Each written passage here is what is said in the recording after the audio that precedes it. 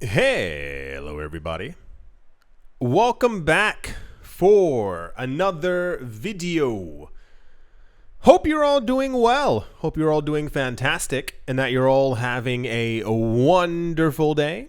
Don't forget to follow me on my other YouTube channel, Money Rules. There is a link in the description below. And without any further ado, let's jump right into it. Yeah, so this is kind of all over crypto news, and I mean to a certain extent it has been over the course of the last year. I want to say maybe year and a half. Time's a dwindling, or dwindling is time, or we're getting closer to the perceived idea of what's supposed to be happening with the world economy as we move slowly ever closer to the potential Fed rate cuts that everyone is expecting. In very popular news today, UBS has predicted further depreciation of the US dollar due to narrowing interest rate differentials, ongoing U.S. fiscal deficit concerns, and a shift in global central bank strategies. If the Fed does actually lower interest rates, it is going to cause inflation to pop back up. This is going to weaken the U.S. dollar as they will be creating and printing more of it. U.S. debt is now completely out of control, and there doesn't seem to be any actual way to control it. If it's not gotten under control, it is going to cause an avalanche of problems for the rest of the world. We heard from the head of the Fed. This was maybe springtime. You might remember. It was also in popular news back then, where he basically said the path that the US is currently on is destructively detrimental. He said they can kind of handle it right now, but if it continues on this path, basically they will enter the point of no return, which is actually where many economists already believe that we actually are. So this also concerns us quite heavily. You might wonder often, or I'm sure there's always one person, why we're constantly getting US dollar, inflation, what's the other thing, interest rate, etc., news in crypto. Because I've seen the comments before and people go, bro, bring us crypto news. And it's like, you really should learn a little bit more about the world that you live in. If interest rates are lowered, asset prices are going to begin to pump quite heavily. The issue is that so is inflation. If we get those expected 2 to 3 interest rate cuts over the rest of this year, we are probably by February, March going to be back at a 4, 5, or 6% inflation rate just for the CPI numbers within the US of A. Other world economies are not doing too well at all. A lot of their production has slowed down. A lot of the jobless numbers are beginning to pick up as well. And now banks and central banks are beginning to, I want to say, sound the alarm, but I think it's something a little bit more extreme than that. Despite a brief rally, UBS has downgraded the US dollar to its least preferred status, while upgrading the euro, the British pound, and the Australian dollar, who, for context, are also not doing that well. It's just that a lot of banks around the world have already begun to lower interest rates. And it also allows, if you, it sounds deconstructive, but if you devalue your currency, it also allows for trade to pick up.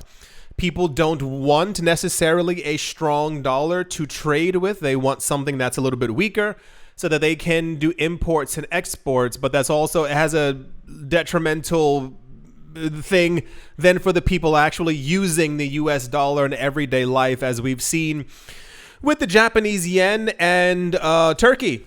Remember the problem that they still have, where Turkey was experiencing like 38% inflation. People will go there and they'll go on vacation and holiday and stay in 5-star resorts and live their best lives. But people down the block who were trying to buy tomatoes, they couldn't, because the tomatoes went up by like 55x actually per tomato. UBS, a global financial services firm, released a report on Friday from its chief investment office indicating that the US dollar is likely to face further depreciation. The report states, and I quote, "We still expect the dollar to decline further in the coming months for several reasons. Although the dollar experienced a brief rally following revised second quarter GDP growth figures," I think it was it 3.3 or 3.2% or something like that, which they were like, wee, raised to here we go. Raised to 3. Raised to an annualized rate of 3 from 2.8. The idea being, despite all the lies that were, now this is a personal opinion, the lies that I think we are being told about inflation and job loss numbers, we still are hearing that apparently trade is quite strong and everyone's just gearing up to throw money at the U.S., and that's not what's actually happening. And stronger consumer spending data, it remains vulnerable. This was noted by the UBS. You might remember about a week ago, we had news about consumer spending data as well, used as an indicator for how strong or how weak an economy might be. And we heard that consumer spending was on the rise in America. And that's because, for those of you who missed the video, it's because of doom spending. Yeah, people are spending because they're annoyed and they're sad and they feel like there are no economic prospects for them in the future. So they're spending all their money right now. It sounds ridiculous, but it's literally what's happening. And there's also a gigantic rise in buy now, pay later on different websites and basically everywhere you're looking at online. And the idea is you want to be happy because you need to buy something, right? That's how the system works. So if you can't pay now, you just pay in installments, and then you can be happy slowly over the course of time until that item no longer makes you happy, and then you have to buy something else. Yeah, we're in a tight spot. It's between a rock and a rock, not between a rock and a hard place. It's just kind of, it's really weird to see all of this happening. It's kind of, at least for me, abstract. When you hear how the world is or what's happening or the dollar, and you hear about inflation or hyperinflation, and you hear all the economic issues that the world is constantly, currently, for a while going over. And it almost, not that it just seems fake, but you kind of just, nope. This is definitely real and is only going to continue to get worse because debt is not going to be gotten under control. Inflation is going to rise once again, and we have to deal with the repercussions of what the Fed did and what they're going to do. So either way, we are between two very gross rocks. This is one of the news stories. There's multiple banks who are coming out right now talking about that basically like the dollar is not going to do too well. Maybe that will bode well for Bitcoin. That's the UBS news. And yeah, let's move on. Also in news, I guess, Japan-based electronic commerce DMM Group and Programmat have begun a joint exploration into issuing a stablecoin. Yeah, so this is the 38,000 stablecoin that we're hearing about this year. Every company's making one. Every country is making one. Banks are also creating their own stable coins as well. They tried this before, once again, back in good old 2018, 19, 20, and 21. The problem is that no one needs them and no one wants them. So we also, what was the Brazil news that we just got as well, where some other Brazilian company is also creating their own stablecoin? The idea is basically stablecoins make a lot of money, at least the top two that we have in the market right now.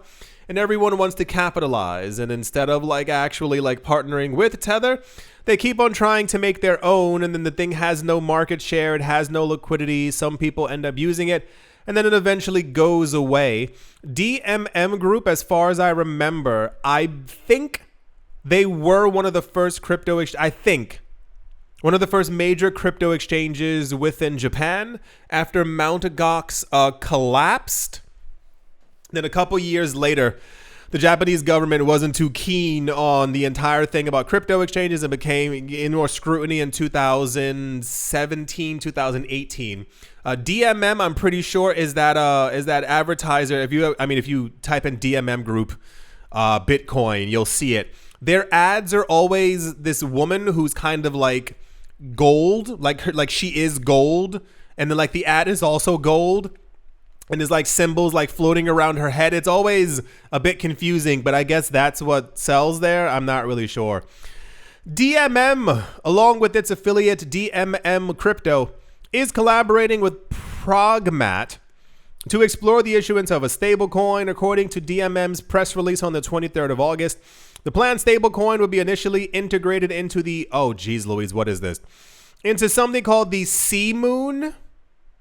Like the sea, the ocean, and then the moon in the sky protocol. DMM Group's digital economy project. The goal is to stabilize the Sea Moon protocol's value, expand its token economy, and ultimately enhance the value of its native token, none of which anyone is asking for. We're seeing the gigantic advent of corporation coins. There were a couple. The only one that mainly sticks into my head that's still around right now is Solana. We had a couple of them also in 2019 and 2020. These are coins that are basically backed by like venture capital firms and like really like heavy-handed wealthy individuals who basically try and get you to believe that this is the coin or the thing that you need that's going to save you. There was a little bit of that back in, the olden days, 2015, 16, 17. Where a lot of companies were releasing coins that they claimed were better than Bitcoin or faster than Bitcoin or better than Ethereum or blah, blah, blah, blah, blah, all those other things. But now they're backed by big money. No one needs a new stable coin. Like, we're doing just fine. And no one needs a brand new coin or a brand new system or a brand new protocol or a brand new token economy because we have thousands of them. And we're only focusing on a handful of them because all the other ones do the exact same thing over and over and over. The rollout of the stablecoin will occur in 3 phases, I'm sure. First, the stablecoin will stabilize the Sea Moon protocol value. Second, it will be used as a payment method within DMM Group companies, I'm sure. Finally, the stablecoin will enable transactions among registered partners and verified users such as game players. No one's asking for this. Nobody wants this. This was also part of the issue in 2019, 2020 as well, where people believed that the thing that would bring crypto to the masses would be video games. And a lot of companies announced, you must remember this. This is why Sony creating one is like, they announced that they were going to be creating their own blockchains. And on these blockchains, they would have their own coins. And within the game, you would have to basically deposit fiat currency to be able to like get the in-game currency that couldn't be used off of the game.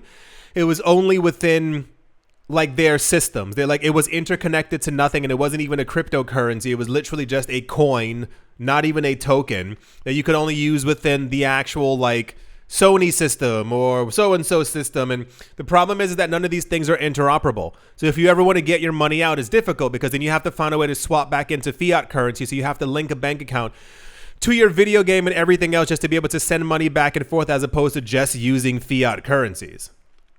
This was also the issue when they were discussing the idea. I mean, it's so simple. Like it's not for them because they're companies and they're greedy. But if they just used decentralized open systems, the problem is that they wouldn't have control over it. And that usually ends up being the problem. That was a thing also years ago, back in 2016, 2017, like as all this like talk was happening about cryptocurrencies. That's the reason why JP Morgan used to always say blockchain, not Bitcoin. It's because they figured out and found out that they could not control Bitcoin. This isn't a joke. They found out that they couldn't control the protocol. That they assumed, like everyone else, that Bitcoin was a computer system, like in a room somewhere that they could buy, they could control, and they could basically, you know, tell people to use or not to use. So when they figured out that they couldn't do it themselves, they all started to try and create their own blockchains, but none of them were interoperable. So then people put forth the idea, build a lot of your stuff on these chains, build stuff on top of Ethereum.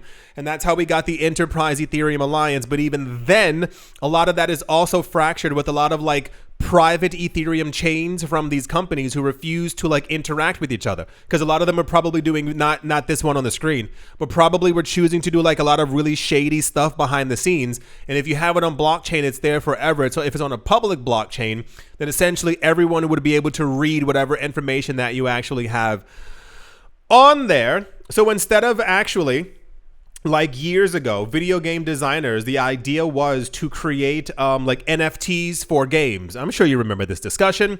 The idea would be, let's say you're playing this game and you beat the game and you beat it with the level 70 Excalibur with the silver lining and gold on it. And you're like, yeah, I love this sword.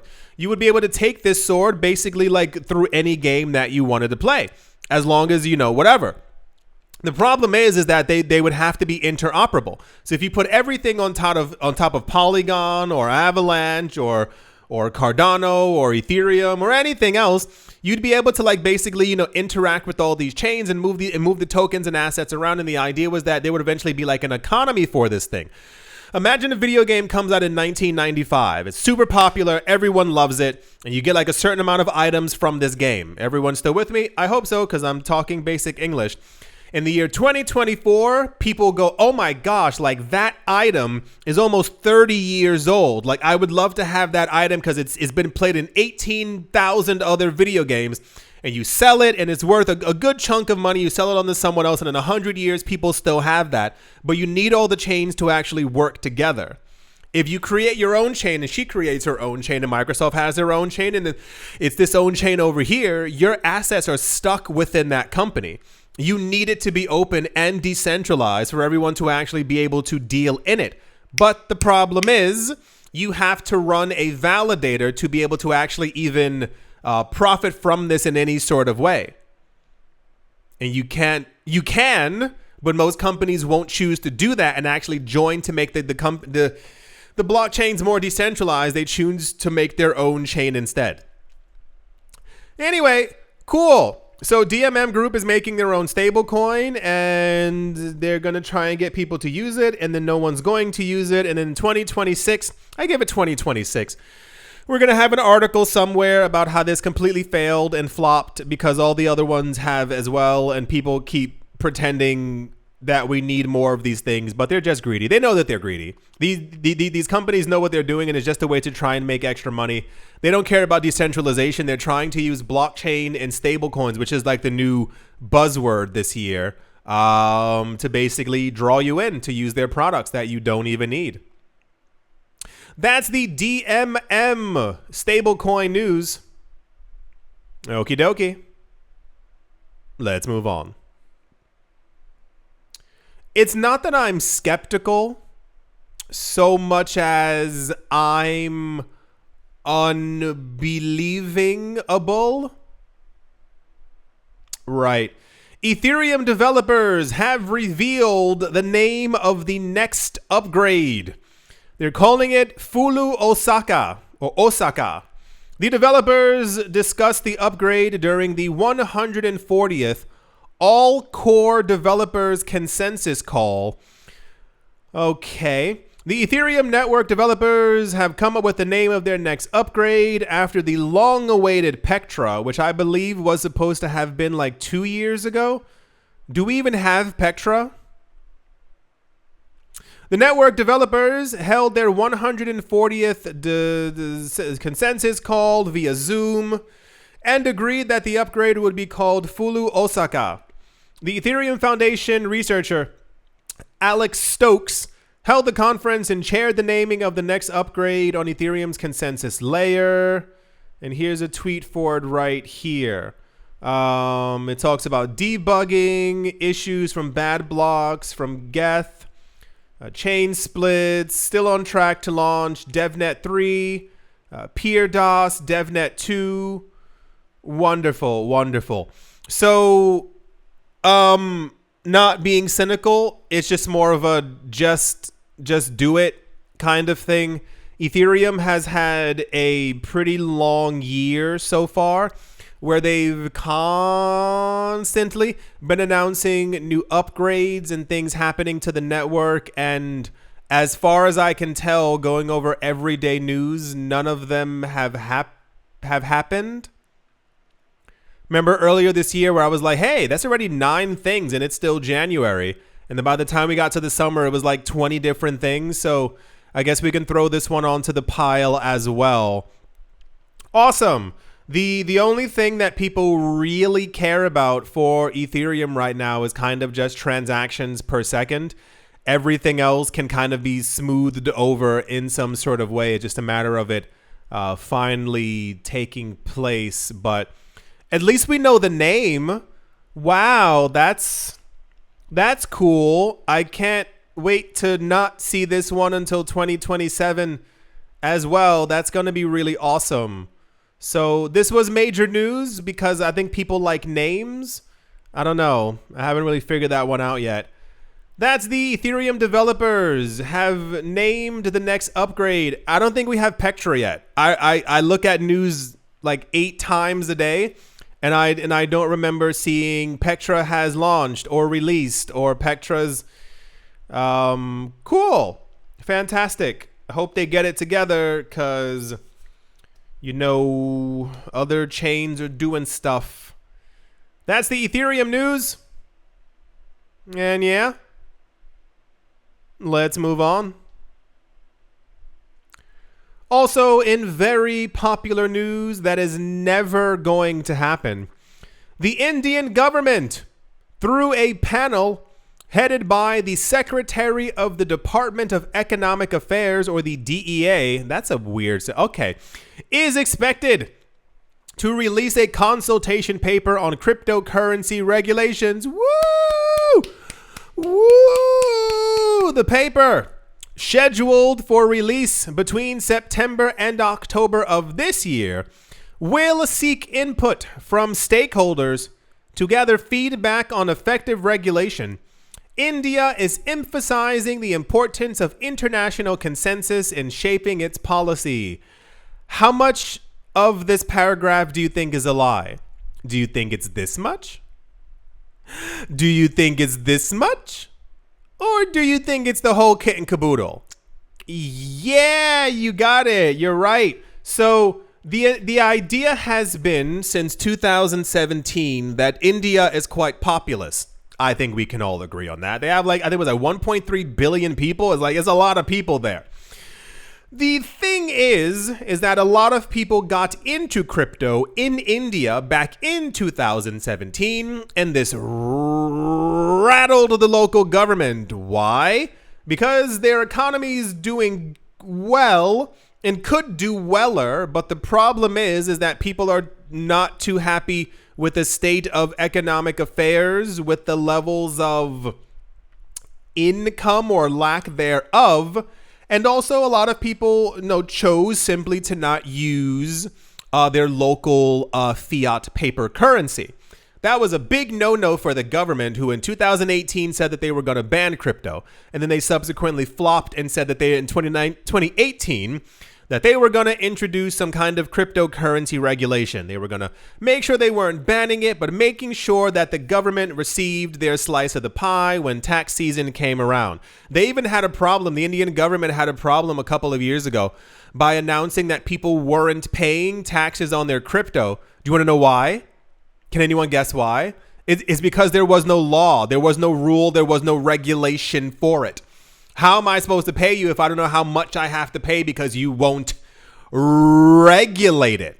So since then, 2017, 18, 19, 20, 21, 22, 23, 24, there's been no cryptocurrency regulation within the company. Do you remember, was it earlier this year or last year, where the Indian government announced that Binance was what was it? That they didn't have proper paperwork and all these other things, and Binance was like, no, we spoke to every SEC that we could within India, but no one gave us any real answers. And then they were like, you're getting fined for doing something illegal. And it's like, well, you know how to set a country back by 500 years? That's the answer. So now they're announcing once again that in September and October, there's going to be some kind of framework for regulations. And I can't wait for it because it's, wait, what? Oh, this is an old article from 2021. India's long-awaited crypto regulation coming in February. But that was, wait, hold on, there's another one. This is also 2019. New law in India would imprison anyone who uses cryptocurrency. If passed, anyone who has or deals in crypto would get 10 years in jail. Well, that seems a little harsh and nonsensical. Yeah, they've been doing this for years, every single year, and they always do it around the winter parliament session as well, where for some reason people throw a bunch of paperwork at the people in parliament, and they say, you do this now before the end of the year, write it, look at it, do something, blah blah blah blah blah blah blah, and all those other things, and they go, I promise we are going to look at this. We are going to regulate this. And things, oh, wait, winter's over. Sorry, it's January. Well, you can try and refile this next year. So there will be countries in the future who will do exceedingly well. And I mean from a wealth number perspective. I still personally find it quite sad that governments will do anything that they can to make sure that people don't get ahead, or that they simply just, don't give actual regulations. It's not that difficult. It's really not. It's not difficult to say, hey, you can trade crypto. You can even, bounce it back and forth on crypto exchanges. But as far as legal tender, that's a no-no. As far as using this for any other purposes except for like trading crypto, that's currently a no-no within the country. How many more people in India would have bought Bitcoin or Ether or XRP or a slew of other coins years ago and probably would have a good 5 or 6 figures in their pocket right now? It makes me a little annoyed, but this was once again very popular news, because they do this every single year and they keep faking people out. And it's time that, not even that someone called them out on it. It's just like, as I said before, I don't know if any of you know this, but like 3 years ago, someone invented something and it's called a train. We have trains, buses, and planes now. It's really crazy. The last 10 years have been nuts. And you are actually like, you're physically able to get on one of them and go to another country. Radical, I know. And in that other country that has, proper crypto regulation and or no taxes on their crypto, you can work and live there. What? It's crazy, right? And when you're there, you'll know that you're not doing anything illegal because you have proper framework. And then at the end of the year, or even for most countries, for those of you who don't know, there are a number of countries, if you hold crypto for over a year and then you sell it after, like on the 366 day plus, forever afterwards, there's no taxes on it. India currently has a policy where I believe if you ever move crypto back at I think there's like a 1% tax on it every time you move crypto. Why would I even think of doing business there? What would I have to gain from lack of clarity and the 1% taxation? And that's just moving it. That's not even selling it. Anywho, popular news, very, very popular news, because that's how the cryptocurrency space works. I don't know why so many people get very excited by all these things, knowing good and well that it's not going to happen. I feel like at this point, we probably have, now this is trying to be nice here, I feel like if you want to deal in crypto and do it legally, we probably have like enough countries who are already on board. Everyone else is constantly just playing games, and all you're doing is making sure that in the future, why would anyone choose to go? Well, that country for the last 8 years didn't have proper crypto regulation. I think I'm going to go do business there now. It seems pretty stable. They're not going to backtrack or make anything illegal like before. I do hope that you've all enjoyed. I do hope that you all are having a great day, morning, afternoon, evening, wherever you are, wherever you might be. I do hope it is absolutely fantastic. Thank you all once again for watching, listening, liking, commenting, and supporting. And I will most certainly be talking to you all soon. See you.